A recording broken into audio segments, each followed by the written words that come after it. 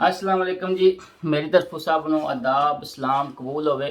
जिस तरह कि इस तो पहले वाली वीडियो में वादा किया सी कि ਜਿਹੜੀ मैं वीडियो बनाई सी अराइगो लाबोराल ਦੇ ਉੱਤੇ कि इंशाअल्लाह ਅਸੀਂ सैगमेंट शुरू करांगे ਜਿਹਦੇ ਵਿੱਚ ਵਾਰੀ-ਵਾਰੀ जितने भी कानून चेंज होए ने तब्दील होए ने 15 कानून ਜਿਹੜੇ 16 अगस्त 2022 ਤੋਂ तब्दील होए ने उन्होंने उत्ते वारी-वारी वीडियो बना के जे अगर छोटी वीडियो हुई तो 2-3 कानून इकट्ठे कर लांगे, जे अगर तफसील वाली वीडियो हुई तो असी जड़ा वो एक ही वीडियो उस टॉपिक उत्ते बनावांगे।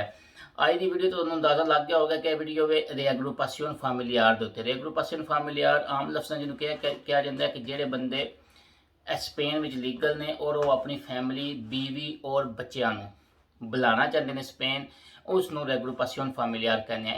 ये तब्दीली हुई है और प्लस जिन्होंने बंदियां की फैमिली पहले ही इत्थे आ चुकी है और वो अपनी फैमिली के पेपर रिन्यू कराना चाहते हैं, वो परमानेंट रेजिडेंस उन्होंने को नहीं है मिसाल तौर पर, और वो उसनों रिन्यू कराना चाहते हैं पेपर, और उहदे वास्ते की रिक्वायरमेंट होएगी दोवें इकट्ठियां कर दित्तियां गईयां ने।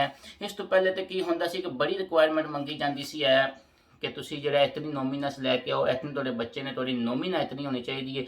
फिर बड़ियां बंदियां नाल मसला बनता सी कि जिस टाइम वो रिन्यू कराने जाते फिर उन्होंने नोमिना घट हो जाती सी और उसकी वजह तो कई बंद के फिर बड़े मसाइल बनते सी, पेपर रिजैक्ट हो जाते सी।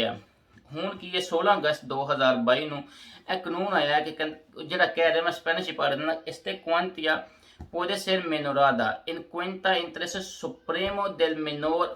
ठीक है जी, इंटरेस्ट सुप्रीमो del menor ਕੀ ਹੋਵੇਗਾ कि कहते हैं कि ਇਹ ਜਿਹੜੀ ਕੁਆਂਟੀਆ ਸੀ, ਇਹ ਜਿਹੜੇ ਡਿਮਾਂਡ ਸੀ ਪੈਸਿਆਂ ਦੀ कि ਤੁਸੀਂ ਇਤਨੇ ਪੈਸੇ, ਉਹ ਅਮਾਊਂਟ ਸੀ ਜਿਹੜੀ ਉਹਨੂੰ ਇਹਨਾਂ ਘਟਾ ਦਿੱਤਾ ਗਿਆ। Plus interest supremo del menor ਕੀ ਹੁੰਦਾ है कि ਬੱਚਾ ਜਿਹੜਾ ਹੈ ਉਹ ਤਾਂ ਕਿ ਆ ਕੇ अपनी माँ बाप दोवां नाल या किसी एक नाल रह सके, तालीम हासिल कर सके और अपनी ज़िंदगी गुजार सके। हुण इंपोर्टेंट चीज़ सब तो मेन है वे कि कितने पैसे कमाने चाहिए, कितने तुहाडी तनख्वाह होनी चाहिए, तुहाडी नोमिना होनी चाहिए, तुहाडी आउटोनोमस तुसी कितने, तुहाडी बचत होनी चाहिए कि तुसी मंगा सकते हो।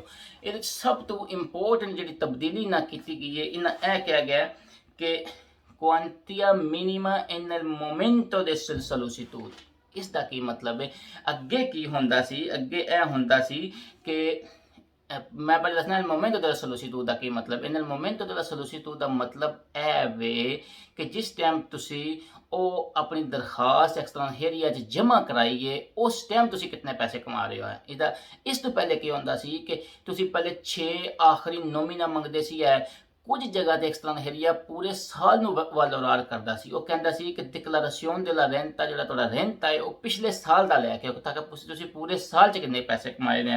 ਉਹਦੇ 'ਚ मिसाल तौर पर यह ਹੁੰਦਾ ਸੀ कि एक बंदा ਜਿਹੜਾ उसने अगर अज 2022 के शुरू की उन्हें फरवरी या मार्च च उसने अपने बच्चे अप्लाई करने ने, तो उसनूं हुण 2021 का तो रेंटा उसने शो कराया ही नहीं है, वो तो अप्रैल च होंदा है, तो फिर उन्हें 2020 के रेंट उत्ते वो फैमिली मंगा रहा सी। हुण बहुत अहम तब्दीली की है कि इन मोमेंटो del सोलिसिट्यूड कि जिस टाइम तुसी सोलिसिट्यूड जमा करानी है उस टाइम तुसी कितने पैसे कमा रहे हो। दूसरी जी चीज़ उन्हें की है कि ahora han hecho profesionales importante es ahora, ya no tienes que presentar años o meses antes इस मोमेंट। हुण उन्होंने क्या किया क्योंकि जेडे बंदे ने यह कानून बनाया वो भी इन्होंने चीज़ों समझते सी कि तब्दीलियां की आ रही ने कि लोगों को मसाइल बन रहे हैं और इसका किस तरह तदारक होना चाहिए। हुण उन्होंने यह किया है कि जिस टाइम तुसी सोलिसिट्यूड जमा करानी है उस टाइम तुसी कितने पैसे कमा रहे हो, ऐ नहीं कि तुसी पिछले महीनों या पिछले सालों कितने पैसे कमा रहे हो। हुण सब तो अहम गल जिहड़ा हर बंदा जानना चाहता है कि कितने पैसे कमा, कितनी नोमिना होवे ते असी लैके आ सकते हैं। देखो एक्सट्रांहेरिया ने ये दो बहुत बड़िया तब्दीलियां कीतियां ने जिहड़ियां हर बंदे नूं पता होनी चाहिए ने। एक तो जिहड़े बंदे दा 8 घंटे का आलता है या आउटोनोमो वाले ने है, ਉਹਨਾਂ ਵਾਸਤੇ ਤੇ ਪੂਰੀ ਦੁਨੀਆ ਨੂੰ ਪਤਾ ਹੈ ਅੱਗੇ ਸੀ ਉਹਨਾਂ 'ਚ ਕੀ ਤਬਦੀਲੀ ਹੋਈ, ਮੈਂ ਦੱਸ ਦਿੰਦਾ। ਦੂਸਰੀ ਹੈ ਜਿਹੜੀ ਸਭ ਤੋਂ ਅਹਿਮ ਤਬਦੀਲੀ ਅਕਸਰ ਏਰੀਆ ਨੇ ਕੀਤੀ ਹੈ ਕਿ ਉਹ ਬੰਦੇ ਵੀ ਹੁਣ ਆਪਣੇ ਬੱਚੇ ਬੁਲਾ ਸਕਦੇ ਨੇ ਜਿਹੜੇ 4 ਘੰਟੇ ਦੇ ਕੰਮ, ਜਿਨ੍ਹਾਂ ਕੋਲ 4 ਘੰਟੇ ਦਾ ਆਲਤਾ ਚੱਲ ਰਿਹਾ, 4 ਘੰਟੇ ਕਿਸੇ ਕੋ ਕੰਮ ਕਰ ਰਹੇ ਨੇ, ਯਾਨੀ ਕਿ ਹਫਤੇ ਦੇ 20 ਘੰਟੇ ਬੰਦੇ ਨੇ, ਉਹ ਵੀ ਆਪਣੀ ਫੈਮਿਲੀ ਨੂੰ ਮੰਗਾ ਸਕਦੇ ਨੇ। ਹੁਣ ਅਸੀਂ ਵਾਰੀ ਵਾਰੀ ਜਿਹੜਾ ਹਰ ਇੱਕ ਤੇ ਰੋਸ਼ਨੀ ਪਾਵਾਂਗੇ ਆ ਕਿਤਨੇ ਹੋਣੇ ਚਾਹੀਦੇ ਨੇ ਪੈਸੇ ਹੈ। extranjería ਨੇ ਕਿਹਾ ਕੁਆਂਟੀਆ ਇਗੁਆਲ o superior salario mínimo interprofesional, salario mínimo interprofesional ਕਿ ਜਿਹੜੀ ਮਿਨੀਮਮ ਤਨਖਾਹ ਹੁੰਦੀ ਏ ਉਹਦੇ ਤੇ ਤੁਸੀਂ ਮੰਗਾ ਸਕਦੇ ਹੋ। ਹੁਣ ਇਹ ਕਿਤਨੀ ਤਨਖਾਹ ਹੁੰਦੀ ਹੈ? ਅੱਗੇ ਕੀ ਹੁੰਦਾ ਸੀ? ਅੱਗੇ ਇਹ ਹੁੰਦਾ ਸੀ ਕਿ ਇੱਕ ਬੰਦਾ ਜਿਹੜਾ ਅਗਰ ਉਹ 800 ਯੂਰੋ ਕਮਾ ਰਿਹਾ ਹੈ ਤੇ ਉਹ ਇੱਕ ਬੰਦੇ ਨੂੰ ਬੁਲਾ ਸਕਦਾ ਸੀ, ਉਹ ਭਾਵੇਂ ਬੀਵੀ ਕਰ ਲਓ ਜਾਂ ਫਿਰ ਇੱਕ ਬੱਚਾ ਕਰ ਲਓ, 800 ਯੂਰੋ ਨਾਲ ਇਹਨਾਂ ਨੂੰ ਬੁਲਾ ਸਕਦਾ ਸੀ, ਪਲੱਸ 264 ਯੂਰੋ ਜਿਹੜਾ ਹਰ ਮੈਂਬਰ ਦੇ ਤੁਸੀਂ ਵਧਾਉਂਦਿਆ ਜਾਣਾ ਹੈ। ਯਾਨੀ ਕਿ ਤੁਹਾਡੇ ਕੋਲ ਅਗਰ ਇੱਕ ਬੱਚਾ, ਤੁਸੀਂ ਇੱਕ ਮੀਆਂ ਬੀਵੀ ਔਰ ਇੱਕ ਬੱਚਾ, 1064 ਤੇ ਨੋਮੀਨਾ ਚਲੀ ਜਾਂਦੀ ਸੀ, ਜਾਂ ਉਸ ਤੋਂ 2 ਬੱਚੇ ਨੇ 264 ਹੋਰ ਸ਼ਾਮਲ ਕਰਦੇ ਜਾਓ, ਯਾਨੀ ਕਿ ਜਿਤਨੇ ਬੱਚੇ ਨੇ ਉਤਨੇ ਸ਼ਾਮਲ ਕਰਦੇ ਜਾਓ।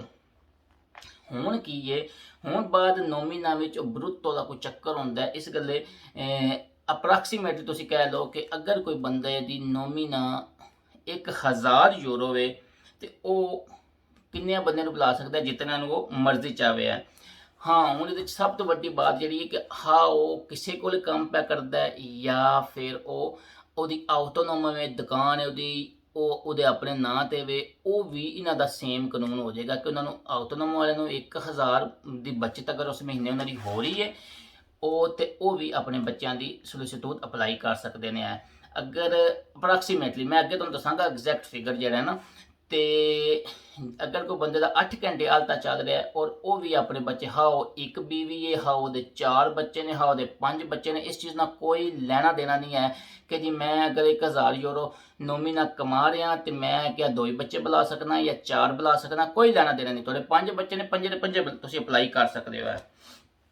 ਹੁਣ ਦੂਸਰੀ ਚੀਜ਼ ਆਉਂਦੀ ਹੈ ਵੇ ਕਿ ਐਕਸਟਰਨੇਰੀਆ ਨੇ ਕਾਸੋ ਰੱਖੀ ਹੈ ਕਿ ਅਗਰ ਜ਼ਰੂਰੀ ਨਹੀਂ ਕਿ ਬੰਦਾ ਜਿਹੜਾ ਉਹਦਾ ਕੰਮ ਸਟੇਬਲ ਹੋਵੇ ਔਰ ਉਹ 8 ਘੰਟੇ ਦਾ ਕੰਮ ਕਰ ਰਿਹਾ ਹੋਵੇ, ਲੇਕਿਨ ਅਗਰ ਉਹ 4 ਘੰਟੇ ਦੇ ਕੰਮ ਕਰ ਰਿਹਾ ਤੇ ਫਿਰ ਕਿਤਨੀ ਤਨਖਾਹ ਹੋਵੇ ਤੇ ਉਹ ਬੰਦਿਆਂ ਨੂੰ ਬੁਲਾ ਸਕਦਾ ਹੈ, ਉਹ ਆਪਣੇ ਬੱਚਿਆਂ ਨੂੰ ਬੁਲਾ ਸਕਦਾ ਹੈ।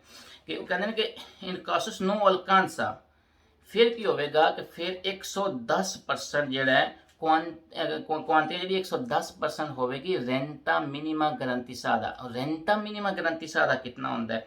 ਇਹ ਬਹੁਤ ਵੱਡੀ ਤਬਦੀਲੀ ਕੀਤੀ ਗਈ ਹੈ ਜਿਹੜੀ ਐਕਸਟਰਨੇਰੀਆ ਦੇ ਰੈਗੂਲੇਮੈਂਟੋ ਵਿੱਚ, ਕਿ ਇਸ ਤੋਂ ਪਹਿਲੇ ਇਹਦਾ ਵਜੂਦ ਹੀ ਕੋਈ ਨਹੀਂ ਸੀ। ਹੈ ਐਕਸਟਰਨੇਰੀਆ ਦਾ ਜਿਹੜਾ ਨੋਵੇਵੋ ਰੈਗੂਲੇਮੈਂਟੋ, ਯਾਨੀ ਕਿ ਨੋਵੇਵਾ ਫਿਗੂਰਾ ਆ ਗਿਆ। ਇਹਦੇ ਵਿੱਚ ਕੀ ਹੈ ਕਿ ਇੰਗਰੇਸੋ ਮਿਨੀਮੋ ਜਿਹੜੀ ਰੈਂਟਾ ਮਿਨੀਮਾ ਗਰੰਟੀਸਾਦਾ ਜਿਹੜਾ ਇਹ ਵੇ 639 ਯੂਰੋ ਤੇ 12 ਸੈਂਟ, ਇਹਦਾ 110% ਬਣਦਾ 702 ਯੂਰੋ। ਠੀਕ ਹੈ ਜੀ। ਅਗਰ ਇੱਕ ਬੰਦਾ ਦਾ 4 ਘੰਟੇ ਦਾ ਆਲਤਾ ਹੈ ਜਾਂ 6 ਘੰਟੇ ਦਾ ਆਲਤਾ ਹੈ ਔਰ ਉਹ 702 ਯੂਰੋ ਕਮਾ ਰਿਹਾ ਹੈ ਤੇ ਉਹ ਇੱਕ ਬੀਵੀ ਨੂੰ ਜਾਂ ਫਿਰ ਇੱਕ ਬੱਚੇ ਨੂੰ ਬੰਦਾ ਇੱਕ ਸ਼ਾਮਲ ਕਰ ਸਕਦਾ ਹੈ। 702 ਯੂਰੋ ਉਹਦੀ ਨੋਮੀਨਾ ਹੈ ਵੇ ਤੇ ਉਹ ਇੱਕ ਬੱਚੇ ਨੂੰ ਬੁਲਾ ਸਕਦਾ ਹੈ ਜਾਂ ਆਪਣੀ ਬੀਵੀ, ਕੱਲੀ ਬੀਵੀ ਹੈ ਤੇ ਉਸ ਨੂੰ ਬੁਲਾ ਸਕਦਾ ਹੈ। ਹਾਂ, ਹੁਣ ਤੁਸੀਂ ਇਹ ਕਹਿ ਲਓ ਕਿ ਅਗਰ ਜ਼ਿਆਦਾ ਬੱਚੇ ਹੋਣ ਤਾਂ ਫਿਰ ਕੀ ਕਰਨਾ ਹੋਵੇਗਾ? ਸਰ ਫਿਰ ਕੀ ਕਰਨਾ ਹੋਵੇਗਾ? 64 ਯੂਰੋ ਐਡੀਸ਼ਨਲ ਹੋਣਗੇ, 64 ਯੂਰੋ ਤੁਸੀਂ ਪਲੱਸ ਕਰਦਿਆਂ ਜਾਣਾ ਹੈ। ਤੇ ਅਗਰ ਕੋਈ ਬੰਦਾ ਕਹਿੰਦਾ ਕਿ ਉਹਦੇ ਬਹੁਤ ਜ਼ਿਆਦਾ ਮਿਨੋਰਸ ਨੇ, ਬਹੁਤ ਜ਼ਿਆਦਾ ਕੈਚ 4 ਬੱਚੇ ਨੇ, ਸਰ ਫਿਰ 960 ਯੂਰੋ ਦੀ ਨੋਮੀਨਾ ਹੋਏਗੀ ਤੇ ਤੁਸੀਂ ਆਪਣੇ ਬੱਚਿਆਂ ਨੂੰ, ਬੀਵੀ ਨੂੰ, ਜਿਤਨੇ ਵੀ ਹੋਣਗੇ, 3 ਹੋਣਗੇ, 4 ਹੋਣਗੇ, ਤੁਸੀਂ ਸਭ ਨੂੰ ਬੁਲਾ ਸਕਦੇ ਹੋ। ਇਹ ਬਹੁਤ ਬੜੀ ਤਬਦੀਲੀ ਹੈ ਐਕਸਟਰਨੇਰੀਆ ਦੇ ਰੈਗੂਲੇਮੈਂਟੋ 'ਚ ਹੈ। ਹੁਣ ਓਵਰਆਲ ਅਗਰ ਅਸੀਂ ਇਸ ਗੱਲ ਨੂੰ ਦੇਖੀਏ ਕਿ ਟੋਟਲ ਜਿਹੜੀ ਤਬਦੀਲੀ ਆਈ ਹੈ, ਇਸ ਤੋਂ ਪਹਿਲੇ ਬਹੁਤ ਟੈਨਸ਼ਨ ਹੁੰਦੀ ਸੀ ਕਿ ਤੁਸੀਂ ਜਿਹੜਾ ਇੰਨੀਆਂ ਨੋਮੀਨਾ ਲੈ ਕੇ ਆਓ, ਪਿਛਲੇ ਸਾਲ ਪੂਰੇ ਦਾ ਇਤਨਾ ਰੈਂਟਾ ਹੋਣਾ ਚਾਹੀਦਾ ਹੈ। ਫਿਰ ਜੇ ਆਟੋਨੋਮ ਵਾਲੇ ਨੇ ਉਹਨਾਂ ਨੂੰ ਜ਼ਿਆਦਾ ਪਰੇਸ਼ਾਨ, ਇੱਥੇ ਬਾਰਸਲੋਨਾ ਦੇ ਵਿੱਚ ਇਹ ਹੁੰਦਾ ਸੀ ਕਿ ਆਟੋਨੋਮ ਵਾਲੇ ਨੇ ਉਹਨਾਂ ਨੂੰ ਜਨਾਬ ਅਗਰ ਹੁਣ ਅਪਲਾਈ ਕਰਨਾ ਤੇ ਇਸ ਪੂਰੇ 2022 ਦੇ 4 ਤ੍ਰਿਮੈਸਟਰ ਉਹ ਸਥਾਪਨਾ ਦਿੱਤੇ ਜਾਣ, ਫਿਰ 2023 ਆਵੇ, ਉਹਦੇ ਵਿੱਚ ਵੀ ਪਹਿਲਾ ਤ੍ਰਿਮੈਸਟਰ ਜਿਹੜਾ ਉਂਝੇ ਦਿੱਤਾ ਜਾਏ, ਫਿਰ ਰੈਂਟਾ ਡਿਕਲੇਅਰ ਕਰਾਇਆ ਜਾਏ, ਉਸ ਤੋਂ ਬਾਅਦ ਜਾ ਕੇ ਪੇਪਰ ਅਪਲਾਈ ਕਰ ਸਕਦੇ ਸੀ। ਯਾਨੀ ਕਿ ਹੁਣ ਉਹਨਾਂ ਨੇ ਟੋਟਲ ਚੇਂਜ ਕਰ ਦਿੱਤਾ ਹੈ ਕਿ ਅੱਗੇ ਕਿਸੇ ਦੇ 4-5 ਬੱਚੇ ਦੇ 2200 ਦੀ ਨੋਮੀਨਾ ਜਾਂ 2200 ਦੇ ਆਟੋਨੋਮ ਵਾਲਿਆਂ ਨੂੰ ਬਚਤ ਸ਼ੋਅ ਕਰਨੀ ਪੈਂਦੀ ਸੀ, ਹੁਣ ਨਾ ਬਹੁਤ ਆਸਾਨ ਕਰ ਛੱਡਿਆ। ਦੂਸਰਾ ਇਹ ਵੇ ਕਿ ਜਿਹੜੇ ਬੰਦੇ 4 ਘੰਟੇ ਦਾ ਹਾਲ ਤੱਕ ਹੈ ਜਿਨ੍ਹਾਂ ਦਾ ਹੈ ਉਹਨਾਂ ਵਾਸਤੇ ਬਹੁਤ ਆਸਾਨੀ ਹੋਗੀ ਕਿ ਅਗਰ ਤੁਸੀਂ 702 ਯੂਰੋ ਕਮਾ ਰਹੇ ਹੋ ਤੇ ਤੁਸੀਂ ਆਪਣੀ ਬੀਵੀ ਨੂੰ ਬੁਲਾ ਸਕਦੇ ਹੋ, ਜਾਂ ਤੁਹਾਡਾ ਇੱਕ ਬੱਚਾ ਤੁਸੀਂ ਉਸ ਨੂੰ ਬੁਲਾ ਸਕਦੇ ਹੋ। ਜੇ ਅਗਰ ਤੁਸੀਂ 1000 ਯੂਰੋ ਕਮਾ ਰਹੇ ਹੋ ਤਾਂ ਤੁਸੀਂ ਸਭ ਨੂੰ ਰੇਕਰੋਬਾਰ ਕਰ ਸਕਦੇ ਹੋ। ਬਹੁਤ ਸ਼ੁਕਰੀਆ ਸਰ, ਦੁਆਵਾਂ ਯਾਦ ਰੱਖਿਓ। ਟੇਕ ਕੇਅਰ, ਅੱਲਾ ਹਾਫਿਜ਼।